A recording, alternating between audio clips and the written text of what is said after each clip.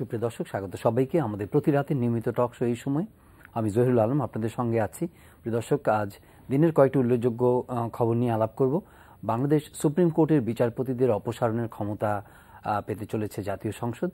সচিবালয়ে মন্ত্রিপরিষদ সম্মেলন কক্ষে প্রধানমন্ত্রী শেখ হাসিনার সভাপতিত্বে মন্ত্রিসভার বৈঠকে এই বিধানটি যুক্ত করে বাংলাদেশ সুপ্রিম কোর্ট বিচারক তদন্ত আইন 2016-র খসড়া নীতিগতভাবে অনুমোদন দেওয়া হয়েছে। এটি একটি গুরুত্বপূর্ণ খবর। কাশিমপুরে কারাগারের বাইরে দুর্বৃত্তের গুলিতে সদ্য এলপিআরে যাওয়া সেখানকার প্রধান কারারক্ষী রুস্তম আলী নিহত হয়েছে। এই ঘটনায় দুজন আহত হয়েছে। আজকে কলাবাগানে দুর্বৃত্তের গুলিতে দুজনের মৃত্যুর ঘটনা ঘটেছে, দুজন নিহত হয়েছে। সেটি একটি বড় খবর দিনে। এছাড়া রাজশাহী বিশ্ববিদ্যালয়ের অধ্যাপক রেজাউল করিমের হত্যা তদন্তের অগ্রগতি না হলে কঠোর কর্মসূচির হুঁশিয়ারি দিয়েছে রাজশাহী বিশ্ববিদ্যালয় শিক্ষকরা। এই বিষয়গুলো নিয়ে আলাপ করব। শুরুতে পরিচিত হব আমাদের দুই অতিথির সঙ্গে। রয়েছেন সৌরভ হাসান, যুগ্ম সম্পাদক দৈনিক প্রথম আলো, স্বাগত আপনাকে। রয়েছেন অজয় দাশগুপ্ত, সহযোগী সম্পাদক দৈনিক সমকাল, স্বাগত আপনাকেও। অজয়, আপনি শুরু করুন। যে বিচারপতিদের অপসারণের যে ক্ষমতা সংসদকে, এ নিয়ে অনেক আলোচনা হয়েছে আগে।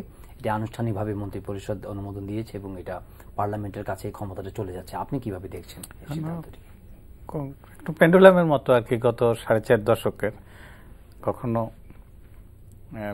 সংসদের হাতে, কখনো, এবং এটার পেছনে বিচার বিভাগ তার কার্যক্রম, তার স্বাধীনতা, তার মর্যাদা, সেটার চেয়েও রাজনৈতিক সিদ্ধান্তটা প্রভাবিত হয়েছে।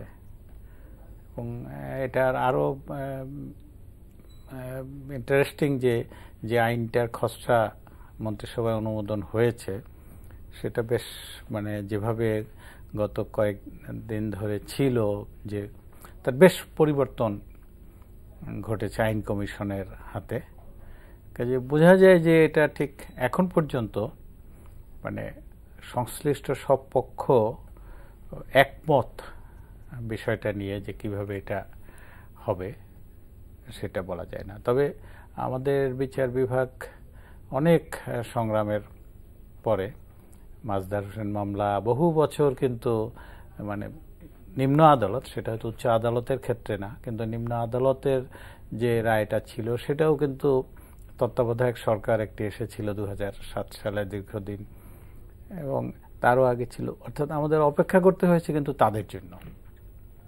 রাজনৈতিক সরকার কিন্তু বিচার বিভাগকে প্রভাবিত করা, এবং উচ্চ আদালত সম্পর্কেও বিভিন্ন সময় শোনা যায় যে ক্ষমতায় যারা থাকেন তাদের পছন্দ অপছন্দ নানা ধরনের নিয়োগে সবসময় এটা আলোচিত আর কি। সেই জায়গাটার এই অভিশংসন বলেন বা অপসারণ বলেন, সেটা কতটা সংসদের হাতে ক্ষমতাটা যাওয়ায়, বা এখনো তো তারও কিছু প্রক্রিয়া আছে, আমি জানি না যে কতদিন লাগবে পার্লামেন্টে অনুমোদন, তারপরেও নানা কতদিনে উপস্থাপন হয়, কিংবা এই সংসদেই এবারে যে সংসদ শুরু হয়েছে সেখানে হয় কিনা। কিন্তু মূল যে বিষয়টি, সারা দেশের আদালতে 30-32 লাখ মামলা নিষ্পত্তির অপেক্ষায়, উচ্চ আদালতেও প্রচুর মামলা, সেইখানে এটা খুব প্রভাব ফেলবে, ভূমিকা রাখবে। মানুষের বিচার প্রার্থনা সেটা কম ব্যয়ে, কম সময়ে, এবং ন্যায়সঙ্গত ন্যায্য বিচার। এবং ন্যায্য বিচার নিয়ে যেটা সবসময় বলা হয় যে আপনি ন্যায় বিচার পেলেন, করলেন, কিন্তু সাধারণ মানুষের মধ্যে একটা অবিশ্বাস রয়ে গেল। ন্যায় বিচার নিশ্চিত হলো, কিন্তু সেটা মানুষকেও মনে করতে হবে যে হ্যাঁ, সেই সংশয় বা আস্থার অভাব তো কখনো কখনো আমরা দেখি। সেই ক্ষেত্রে এটা কি ভূমিকা রাখবে এটা দেখতে হবে সময়ের সঙ্গে। আমি যেন সৌরভ হাসান আপনার মতামত নিব, চেক অ্যান্ড ব্যালেন্সের ক্ষেত্রে এই সিদ্ধান্তটি কতটা ভূমিকা রাখবে সেটা তো আপনারও মতামত দিব। তার আগে আমরা ক্যাবিনেট সেক্রেটারি আসলে কি বলেছেন মিটিংটা, সেটার উপর রিপোর্টটি দেখে আসি, তাহলে বলতে আলোচনায় সুবিধা হবে একটু। নৈতিক স্খলনজনিত অপরাধ ও বিচার কাজে প্রভাবিত হওয়ার ঘটনা প্রমাণিত হলে বিচারকদের অপসারণ করতে পারবে জাতীয় সংসদ। এই আইনের খসড়ায় বলা হয়েছে, জাতীয় সংসদের স্পিকারের কাছে যে কেউ সুনির্দিষ্ট কোনো বিচারকের বিরুদ্ধে অসদাচরণ ও অসামর্থ্যের অভিযোগ আনতে পারবেন। সংক্ষুব্ধ ওই ব্যক্তির অভিযোগ প্রাথমিক বিবেচনার জন্য স্পিকার 10 জন সংসদ সদস্য নিয়ে গঠিত কমিটির কাছে পাঠাবেন। এ কমিটি অভিযোগের সত্যতা পেলে তদন্তের জন্য জাতীয় সংসদ সাবেক প্রধান বিচারপতি অথবা আপিল বিভাগের সাবেক একজন বিচারপতির নেতৃত্বে গঠিত 3 সদস্যের কমিটির কাছে পাঠাবে। সুযোগ রাখা হয়েছে অভিযুক্ত বিচারপতির আত্মপক্ষ সমর্থনের। জাতীয় সংসদ কর্তৃক কমপক্ষে 2/3 সদস্যের সংখ্যাগরিষ্ঠতায় যে প্রস্তাব গৃহীত হবে সেটা মহামান্য রাষ্ট্রপতির কাছে প্রেরণ করা হবে। অর্থাৎ আমাদের সংবিধান সংশোধনের জন্য যেরকম কঠিন বিধান আছে, এখানেও একজন বিচারপতিকে অপসারণ করার জন্য সেরকম আনুষ্ঠানিকতা এখানে রয়েছে। 1972 সালে বিচারপতিদের অপসারণের ক্ষমতা সংসদের হাতে থাকলেও পরে তা বাতিল করা হয়। 2014 সালে সংবিধানের ষোড়শ সংশোধনীতে ওই ক্ষমতা আবার জাতীয় সংসদের হাতে ফিরিয়ে আনা হলেও আইন প্রণয়নের কাজ শেষ হয়নি। সম্প্রতি আইনটির খসড়ার কাজ শেষ হলে এর নীতিগত অনুমোদন দিল মন্ত্রিসভা। যে আইনটা করা হয়েছে এটা খুবই একটা ব্যালেন্সড একটা আইন। এখানে মাননীয় বিচারপতিদের কোনো রকমের যেন অসম্মান না হয় সেরকমভাবে সুরক্ষা নিশ্চিত করা হয়েছে। আর যদি কেউ ভিত্তিহীন বা অসত্য অভিযোগ করে তাহলে তার জন্য কিন্তু বিশাল দণ্ড আছে, কমপক্ষে 2 বছরের জেল এবং অনূর্ধ্ব 5 লক্ষ টাকা জরিমানা হবে তার। আইনটির বিষয়ে প্রধান বিচারপতি কোনো মতামত না দেয়ায় এ প্রসঙ্গে মন্ত্রিপরিষদ সচিব জানান, এটি তাদের নিজস্ব ব্যাপার, তবে সংশ্লিষ্ট অংশীজনের মতামত নিয়েই এটি চূড়ান্ত অনুমোদন দেয়া হবে। ধন্যবাদ। অনেক রক্ষা কবচ রাখা হয়েছে, অনেক রক্ষা কবচ রাখা হয়েছে। রাষ্ট্রের 3টি অঙ্গ, নির্বাহী বিভাগ, বিচার বিভাগ এবং আইনসভা, এর মধ্যে যার যার সীমায় কিন্তু কাজ করা উচিত এবং কাজ করে থাকে গণতান্ত্রিক রাষ্ট্রে। যখন সেটি করে না বা সেটি মানা হয় না, তখনই কিন্তু সংশয় সন্দেহ, যেটা অজয়দা বললেন, যে সেটি দেখা যায়। তো আমরা আশা করব যে নির্বাহী বিভাগ তার জায়গায় থাকবে, বিচার বিভাগ তার জায়গায়, এবং আইনসভা যে আইনটি পাশ হতে যাচ্ছে বা যে আইনটি পাশের উদ্যোগ নেওয়া হয়েছে, সেটা কিন্তু নতুন নয়। আমাদের প্রথম সংবিধানে 72 সালে যে সংবিধান, সেখানে কিন্তু বিচার বিভাগে বিচারকদের অপসারণের বিধান ছিল, সংসদের হাতেই ছিল। এখন পরবর্তীকালে মাননীয় মন্ত্রিপরিষদ সচিব বলেন না যে কখন সেই অধিকারটি কেড়ে নেওয়া হলো। সেটি অধিকারটি কেড়ে নেওয়া হলো কিন্তু 4র্থ সংশোধনের সময়। পরবর্তীকালে জিয়াউর রহমানের আমলে কিন্তু পঞ্চম সংশোধন না, সুপ্রিম জুডিশিয়াল কাউন্সিলের মাধ্যমে এই বিষয়ে দেখাশোনার ব্যাপারটা ছিল।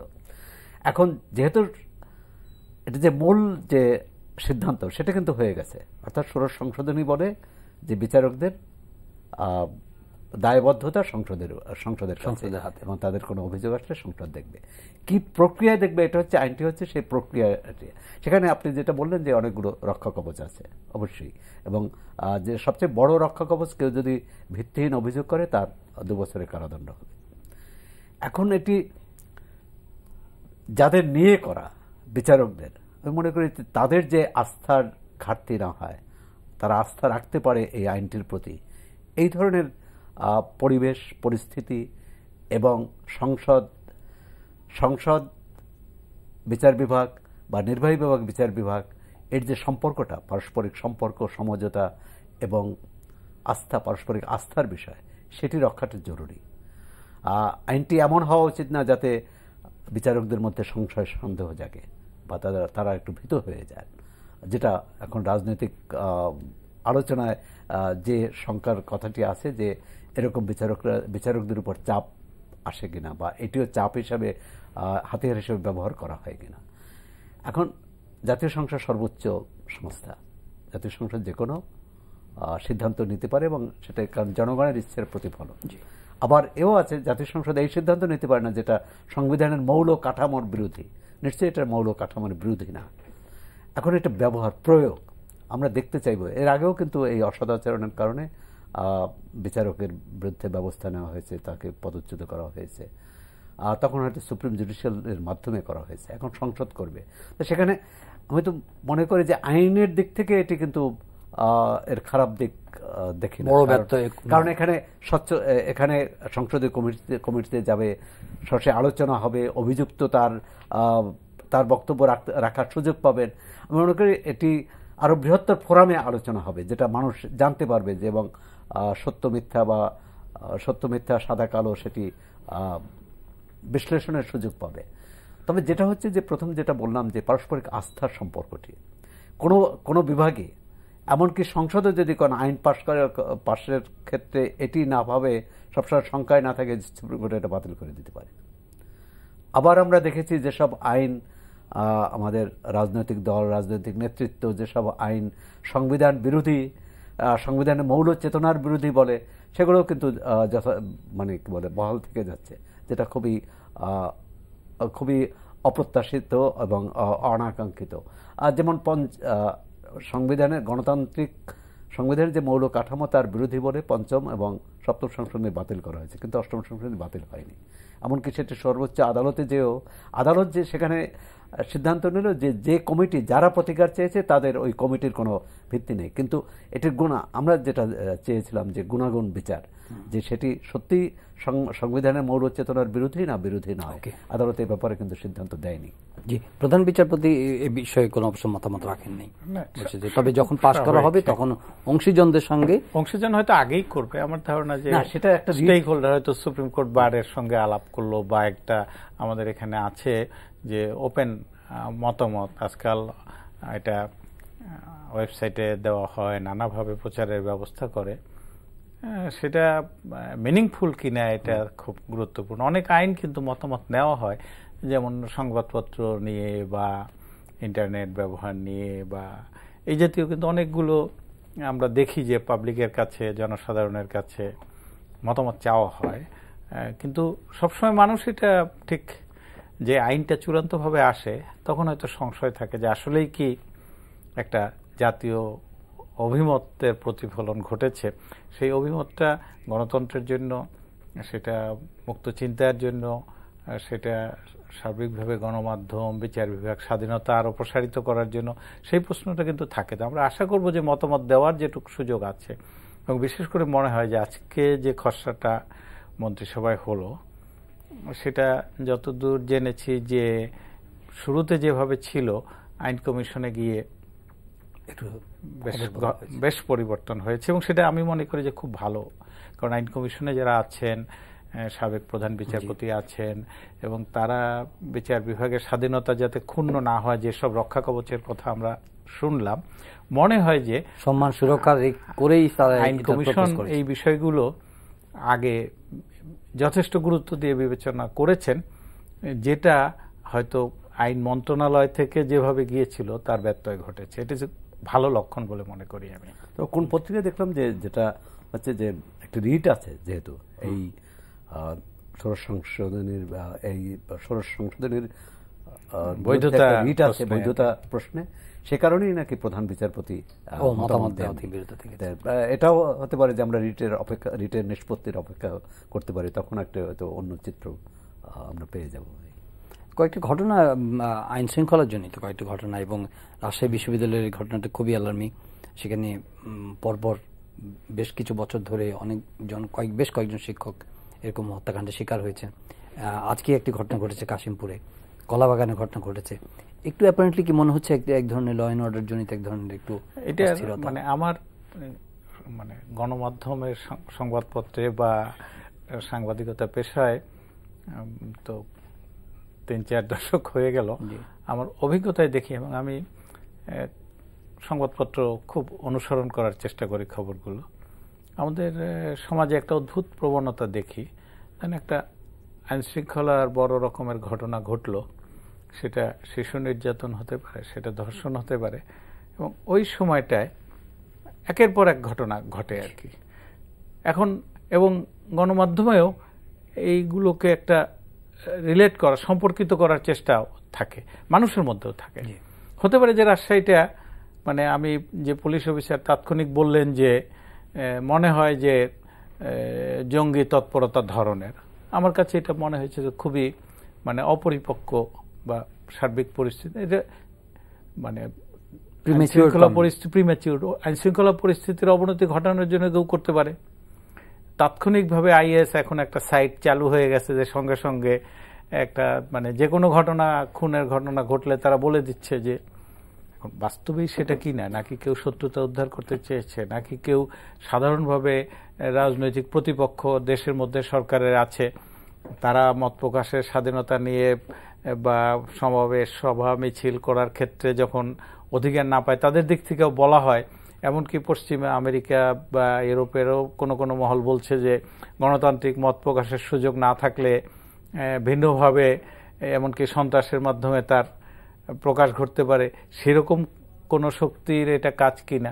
রাজশাহীর ঘটনাটা আবার দেখেন, এর আগেও কিন্তু রাজশাহীতে ঘটেছে এবং রাজশাহীতে মানে জামাত ইসলাম, তাদের ছাত্র সংগঠন ইসলামী ছাত্র শিবির, আমরা দেখেছি 2013-14 ওই রকম সময় পুলিশে 15 সালে যখন 3 মাসের অবরোধ হয়েছে, 13 সালে 14 5ই জানুয়ারি নির্বাচন প্রতিহত করার যে আন্দোলন, পুলিশের উপরে প্রকাশ্যে হামলা হয়েছে, মেরে ফেলা হয়েছে এবং এই ধরনের আরো একাধিক ঘটনা কিন্তু রাজশাহী অঞ্চলে। বাংলা ভাই আমরা যে জেএমবির উত্থান, সেটা রাজশাহী অঞ্চলে।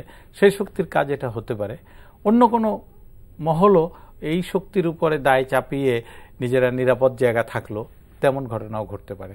কাশিমপুরে একটা বিচ্ছিন্ন হতে পারে, আবার একটা একেবারে দূর থেকে নিয়ন্ত্রণ করছে, বিভিন্ন টেলিভিশনে যেমন রিয়েলিটি শো এর মধ্যে বিগ বস, সেরকম কেউ হতে পারে। কলাবাগানের ঘটনাটাও বিচ্ছিন্ন হতে পারে, কিন্তু একসঙ্গে যখন ঘটে তখন কিন্তু একটা সার্বিক আইন শৃঙ্খলার বিষয়টা আসে।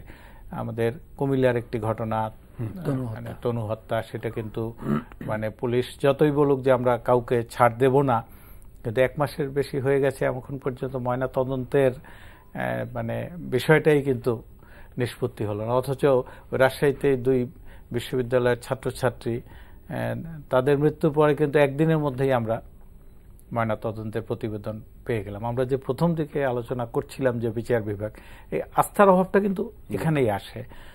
সরকার, এমন বলবো না যে রাস্তায় বের হওয়া যায় না, আইন শৃঙ্খলা একদম ভেঙে গেছে, অনিরাপদ একটা সমাজে পরিণত হয়েছে, ঘরের বাইরে গেলেই লাশ হয়ে ফিরতে হবে এমন শঙ্কা, সেরকম বলবো না, কিন্তু নিরাপত্তা বোধ নিয়ে কিন্তু বহু লোক চিন্তিত। যেটা রাজশাহীর ঘটনায় আমরা বলবো যে তিনি ওই আমাদের রেজাউল সাহেব কোনো রাজনৈতিক কর্মকাণ্ড তো দূরের কথা, লেখালেখি, ছাত্রদের পড়াশোনার বাইরে এবং সকালে ক্লাস দিতেন যাতে সবাই মানে ভোরে শান্ত মনে ক্লাসে আসতে পারে। সেরকম অন্য কোনো জীবনের সঙ্গে বন্ধু বান্ধব আড্ডা হইচই হইলে কোনো কিছুর সঙ্গে ছিলেন না। এটা 2টা ব্যাখ্যা হতে পারে, যে একটা, যারা এই ঘাতক তারা মনে করতে পারে যে এমন লোক যদি অনিরাপদ হয় তাহলে যারা সক্রিয়, যারা লেখালেখি করেন, বক্তব্য রাখেন, তারা আরো অনেক বেশি অনিরাপদ, সেই বার্তা হতে পারে। কিংবা হতে পারে যে বিচ্ছিন্ন ঘটনা কিন্তু আমরা ওই একটি ভয়ঙ্কর পরিস্থিতির সঙ্গে মিলিয়ে দেখছি। ধন্যবাদ। আমরা তো এটাই বলতে পারি যে হতে পারে, বা এটি এই সম্ভাবনা আছে, এই আশঙ্কা আছে, কিন্তু যাদের দায়িত্ব যে কি হয়েছে সেটা জানানো, আইনশৃঙ্খলা রক্ষাকারী বাহিনী, তার নিয়ন্ত্রক সরকার, প্রশাসন, তারা কি করছে? আমরা একের পর এক ঘটনা ঘটছে এবং দায়িত্বশীল যারা, বিশেষ করে স্বরাষ্ট্রমন্ত্রী যে কোনো ঘটনা ঘটার পরে বলে যে কাউকে ছাড় দেওয়া হবে না, অপরাধী যেই হোক, ঘাতক যেই হোক, তাকে খুঁজে বের করা হবে।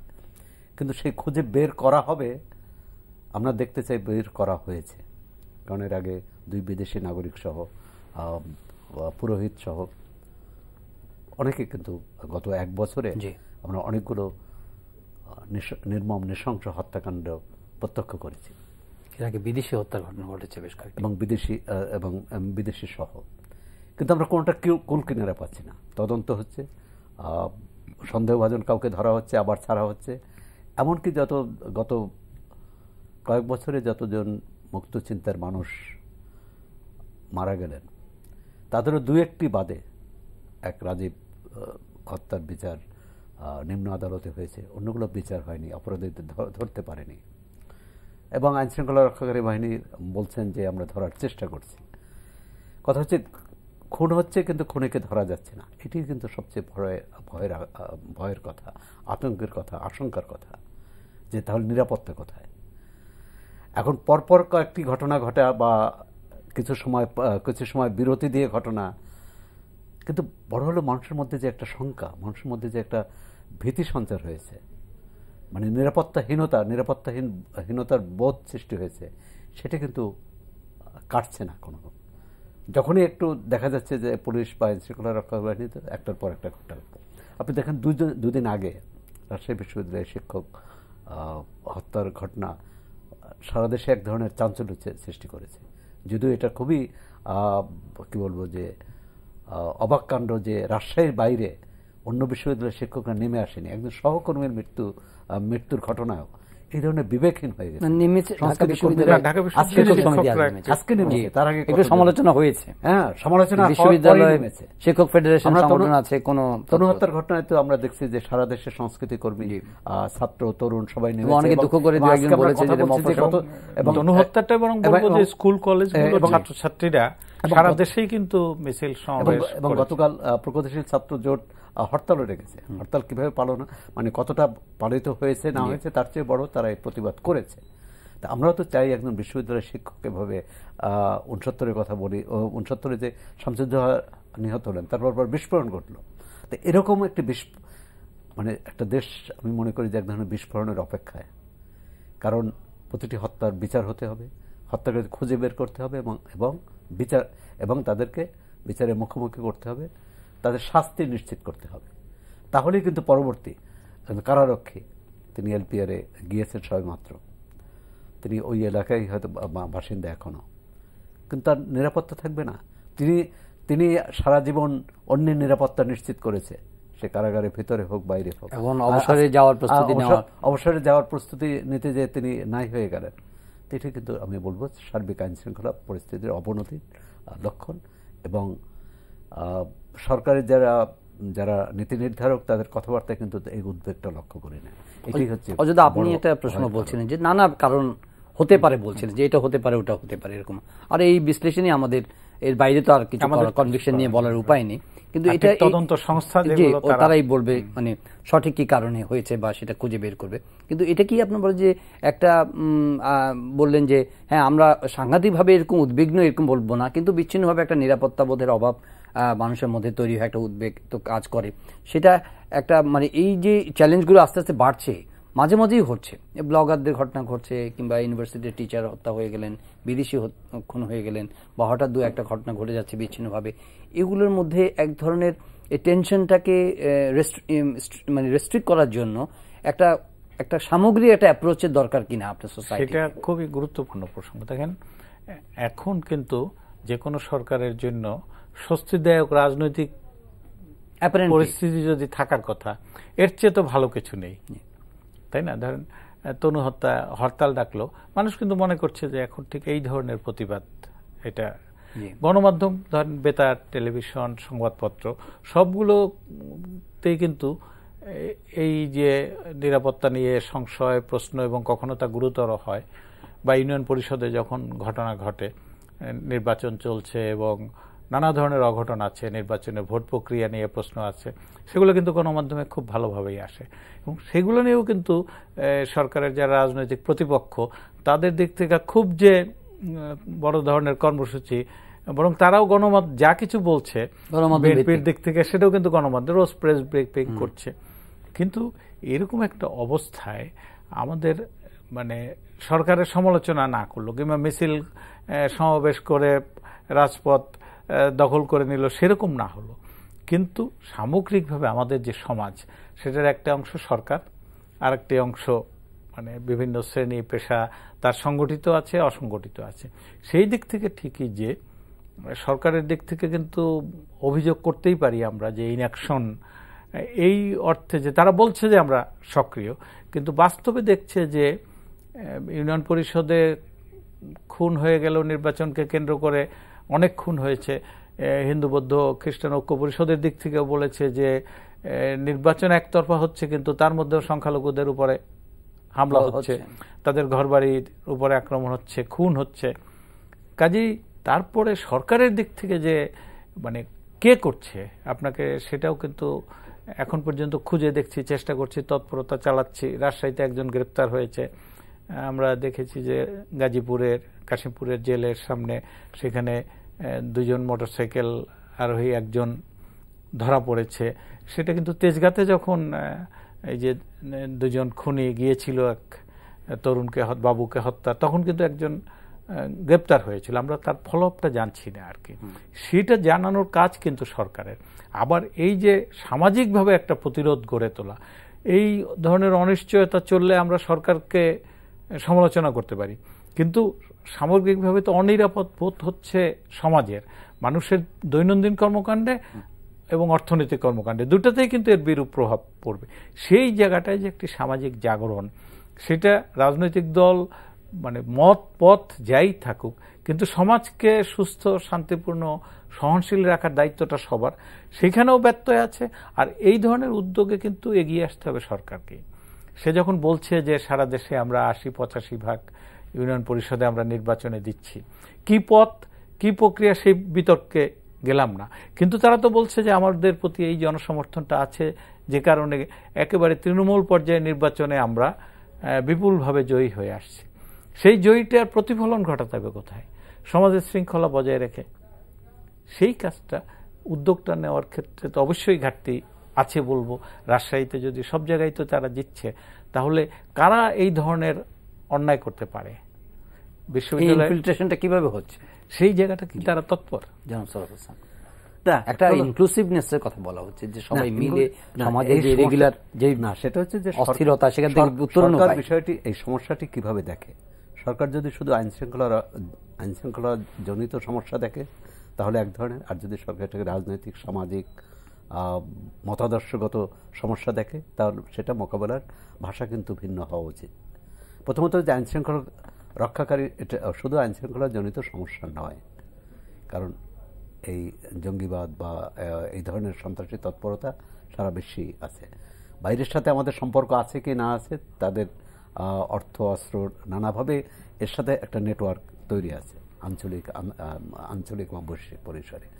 সেটি সরকারও কিন্তু এটি বলেছে যে এর আন্তর্জাতিক মদত আছে, যদিও আইএস নেই বলে এখানে সরকারের মহল থেকে বলা হচ্ছে, কিন্তু নেই তাহলে কারা, আমাদের তো জানার এটি বিষয়। আর দ্বিতীয় হচ্ছে যে এই যে দর্শন, এই যে চিন্তা যে মানুষকে হত্যা করতে উদ্বুদ্ধ করে, মানুষকে পরিচিত করে, অন্যের মত, অন্যের কণ্ঠ বন্ধ করতে পরিচিত করে, বা অন্যকে কথা বলতে না দেয়া, এটা হচ্ছে একটা মতাদর্শগত। আর কি রাজনৈতিকভাবে যদি সেটা করা হয়, এক হচ্ছে যে কণ্ঠরোধের প্রতিযোগিতা, হ্যাঁ, একটা হচ্ছে যে ধর্মীয় কারণে একটা গোষ্ঠী এটা করে, আর একটা যদি রাজনৈতিক কারণে আবার অন্য গোষ্ঠী করে, তখন তো সাধারণ মানুষের মধ্যে একটা নিরাপত্তাহীনতা বোধ তৈরি হয়, এক ধরনের অসহায়ত্ব তৈরি হয়, এবং অসহায়ত্বের সুযোগই কিন্তু এই দুর্বৃত্তরা নিয়ে থাকে, এই অপরাধের নিয়ে থাকে। সেক্ষেত্রে আমি তো মনে করি রাজনৈতিক সমাধানই এটা খুঁজতে হবে, মতাদর্শগত সমাধানই খুঁজতে হবে। কারণ যারা এই ঘটনা ঘটাচ্ছে তারা কিন্তু শান্তির সুললিত বাণী শুনবে না, তাদেরকে রাজনৈতিকভাবে এবং শক্তভাবে মোকাবেলা করা উচিত, কারণ এই দেশটি 16 কোটি মানুষের। তো আপনি সামাজিক প্রতিরোধের কথা বলছিলেন, সেই জায়গা তো আসলে ভেতরে বাইরে দুদিক থেকে দুর্বল হয়ে যাচ্ছে। উদ্যোগটা কিন্তু সরকারকে নিতে হবে।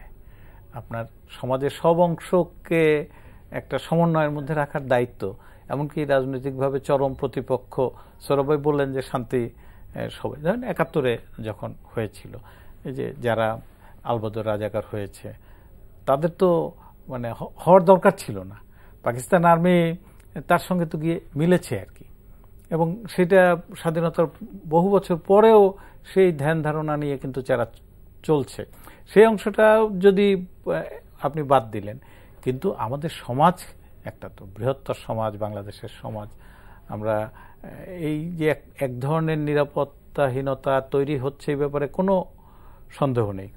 সরকার না চাইলেও ধরেন আমি 2005-4 যে জেএমবির আমরা উত্থান দেখেছি, তখনও কিন্তু সমাজ কিন্তু রুখে দাঁড়িয়েছিল, না হলে শুধু তখন বেগম খালেদা জিয়া প্রধানমন্ত্রী, শুধু সরকারের কারণেই তারা দমন হয়েছে তা কিন্তু না, সমাজ কিন্তু রুখে দাঁড়িয়েছে। বরং তখন ক্ষমতাসীনদের কেউ কেউ সেটাকে প্ররোচিত করেছে। ধন্যবাদ। আজকে আর সময় নিয়ে এগোতে পারছি না। জনাব সৌরভ হাসান, জনাব অজয় দাশগুপ্ত, আপনাদের দুজনকে প্রিয় দর্শক আজকের অনুষ্ঠান এখানে শেষ করছি। সবাই ভালো থাকবেন, দেখা হবে পরের অনুষ্ঠানে। এই অনুষ্ঠানটি অনলাইনেও দেখতে পারেন, ভিজিট করুন www.ntvd.com।